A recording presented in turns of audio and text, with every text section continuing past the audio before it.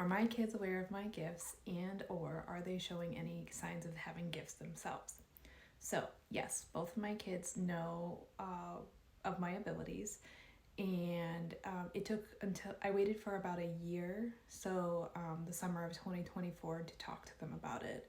I had decided I wanted it to come up organically. Like, there's no good way to be like, hey, did you brush your teeth? And also, did you know I've been talking to dead people ever since my mom died? So, it was a really wild ride in 2023 and the first half of 2024, because my mom had died, and then all of these things started happening, like everything started coming online. So they just thought like I was because my mom had died. And so like that was a good cover. So telling them both happened organically in separate events. For one of them, we had a loss of a parent within our community, and it really touched home for one of my kids.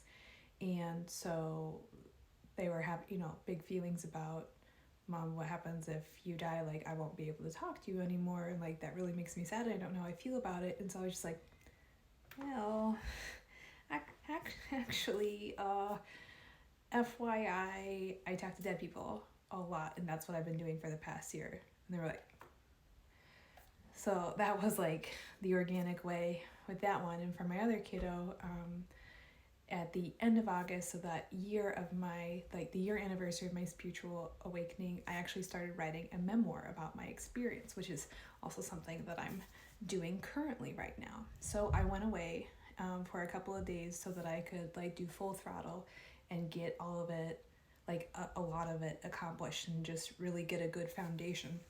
So I needed to explain to my other kid, why am I leaving? I'm not mad, nobody's in trouble. Why is Mom leaving for 4 days to go 30 minutes away and be alone?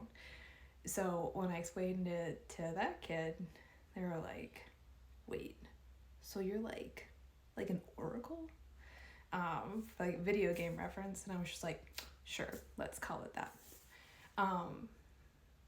Well, I like to keep my kids' privacy private. Privacy is important to me, for my kids, my clients, everybody.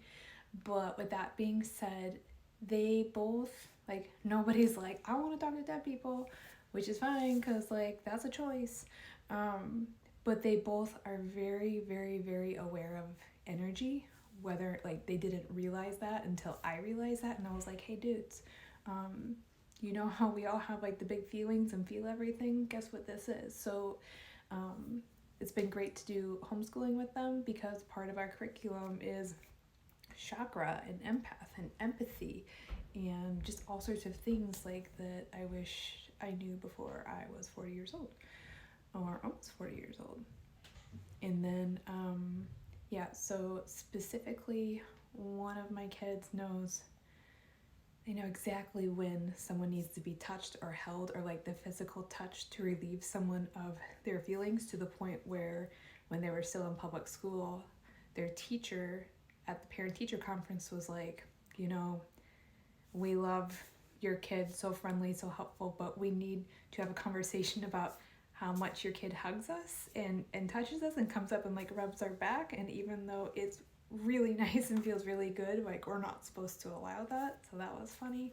My other kiddo is very, very, very sensitive to the energy within food and the intention within food.